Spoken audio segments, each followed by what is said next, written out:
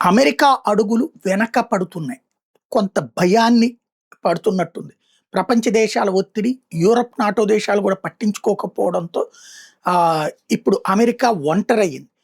కేవలం ఇజ్రాయెల్ కోసం అమెరికా పనిచేస్తోంది తప్పించి, అమెరికా ప్రయోజనాలు కూడా ఏమీ లేదంటూ ఏకంగా వాళ్ళ ఇంటెలిజెన్స్ చీఫే రాజీనామా చేసిన నేపథ్యంలో, నిన్న ఇజ్రాయెల్ అమెరికాకు కూడా చెప్పకుండా ఇరాన్‌కి సంబంధించిన ఆయిల్ క్షేత్రాలు, అణుక్షేత్రాల మీద దాడులు చేయడంతో అర్జెంట్‌గా ఇరాన్‌తో చెప్పి, ఆ దాడులు ఆపు నువ్వు. అణుక్షేత్రం మీద గాని, వాళ్ళ ఆయిల్ క్షేత్రాల మీద గాని దాడులకు వెళ్ళడానికి వీల్లేదు అంటూ ఇజ్రాయెల్‌ని ఆపే ప్రయత్నం చేయడం అంటే, ఇరాన్ వ్యవహారంలో అమెరికా భయపడుతుందనడానికి తొలి అంకం.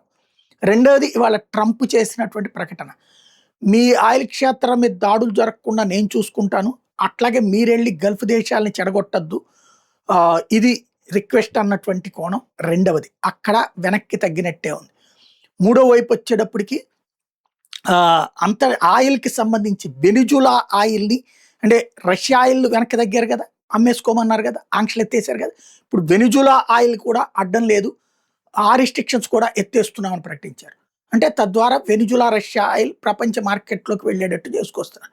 అంటే అక్కడ వెనక్కి తగ్గింది. అమెరికా వ్యూహాలు ఒకప్పుడు బయటకి వీరోచితంగా, తెర వెనకాల వెనక్కి తగ్గిన సందర్భాలున్నాయి. కానీ ఇప్పుడు తెర ముందే వెనక్కి తగ్గిన సందర్భాలు కనబడుతున్నాయి.